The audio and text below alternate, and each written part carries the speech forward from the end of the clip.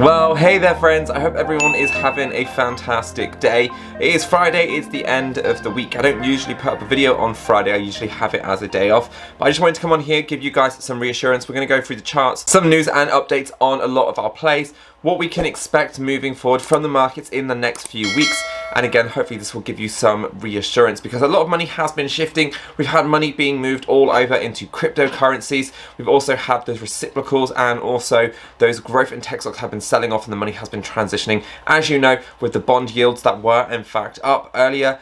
At the beginning of this year, we did actually see a major correction in a lot of the growth and penny stocks. Let's jump straight into the charts. As you can see up on my screen, you've got plays like CRISPR down, you've got plays like Ethereum that are at all-time highs, and even the SPY, the S&P 500 index, is in fact up today at all-time highs, which is absolutely incredible to think that this thing is still going up. And we have seen a nice rebound in the markets today. A lot of the plays were oversold at technical levels on an RSI indicator, which is this big purple indicator at the bottom of my screen here that you guys can see. You guys know it's my favorite indicator that I use on this channel, and when we do approach that 30, that is when we have come to levels of oversold and we can expect a rebound in the market. And if we come onto a lot of our favorite plays like ALPP, as you can see, once we did touch down, we did immediately have a transition back up. And again, now BIP is almost around this area, so we'll probably expect a new turnaround again at some point. Palantir, another one, has now come down to oversold levels, so we are going to see a rebound probably up to that $22,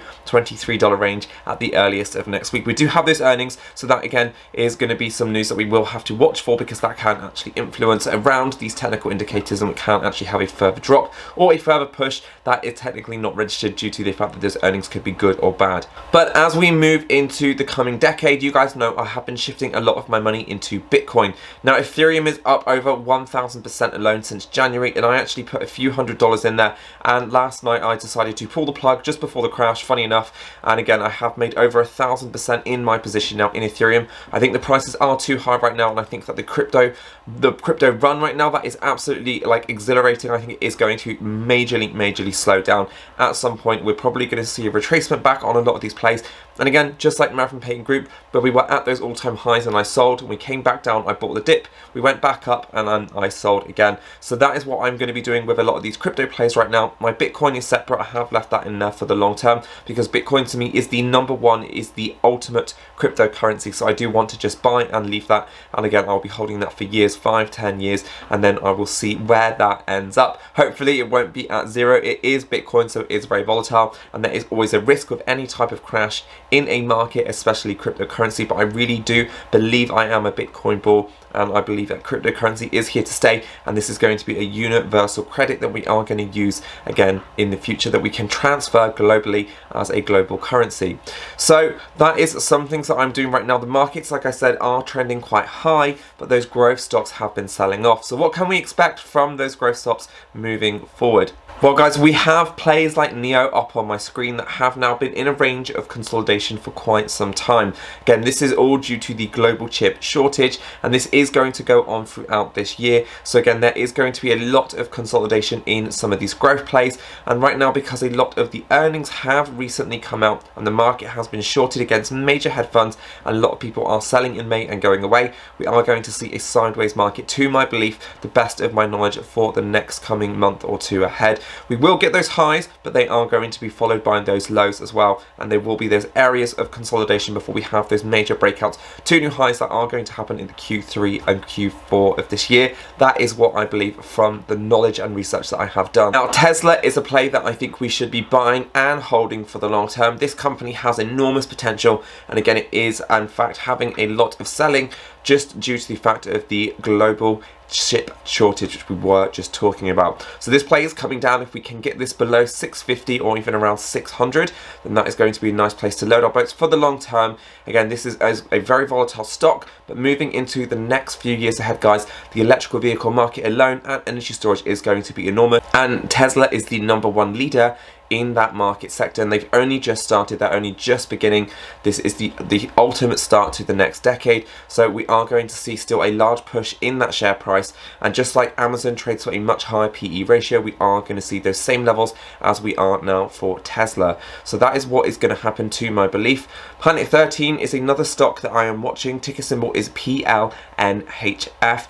Now this is an MJ stock, and we have been in a range of consolidation around that 200, as you can see, the 200 SMA, and also those highs of around $7 since we had those earnings come out. So this has a great company, guys. They have a great management team, they have a great shop in Las Vegas, and they're moving into California, and they are starting to spread and open up into new areas. They are growing over 80% per year, so this is fantastic news. Anything above 20 to 25% as a growth, obviously every single year, is going to be a very good company to hold inside your portfolio, providing the valuations do in fact line up. And this company is in the early startup stages, so there is some risk, but there is also a lot of growth potential. So this again is another sector that is going to allow you to be diversified, and that is another stock that we are watching. So if we can get this around that 200 SMA, around $6.4, then that is going to be a nice area, $6.40 and below, to start loading our boat. Now guys, there is another stock that we haven't really spoke that much about on the channel. I think I've just gone really dark on the camera.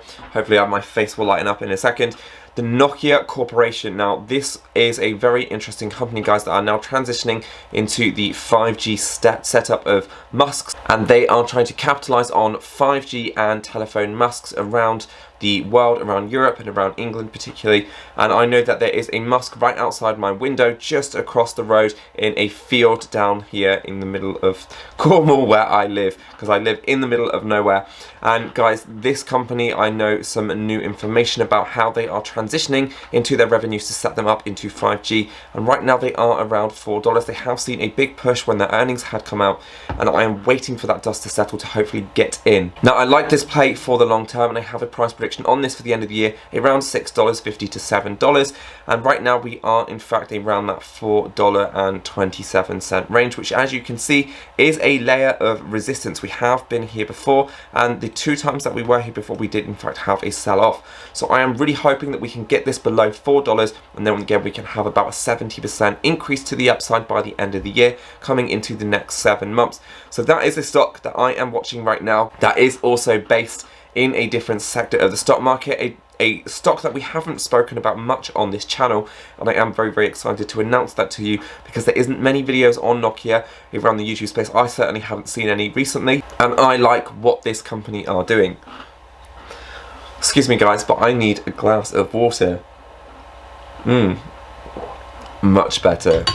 So that is another stock that I am watching. GoPro is in fact up 12% on the day. I was really hoping to get this just below $10. It did in fact come down to $10. It hit my alert, but it literally jumped straight back up. So I really wanted to get this, especially around that $9 range. So I had not alerted our Patreons just yet, but this is another stock I'm watching. As we move into the end of 2021, this is going to be a very nice recovery play. They are working on their subscription service, and they are going to capitalize hopefully with some very nice revenues, as of course everything starts to open back up. So this is another stock, guys, that I am watching. This has been sitting for years on the sideline, as you can see, in that very kind of penny stock range, and again we have been below that $5 range for quite some time over the last 2 years, and we are now having a break to the upside, and we have had highs before in the past of around $20, so hopefully we can get back up to those ranges coming into the next 12 to 20 months, which would see obviously us beat the S&P 500 by quite a lot, as the typical average on the S&P 500 is about 10% per year,